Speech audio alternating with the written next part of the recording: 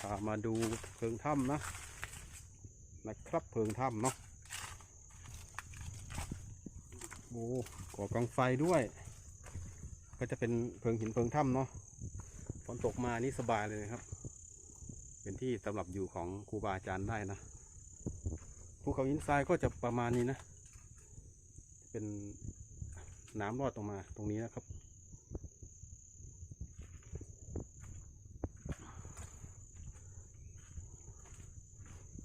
บรรยากาศก็เย็นดีเนาะเป็นผนังยื่นขึ้นมานะเป็นชะง่อนผาหินนะครับเป็นชะง่อนผาหินนะ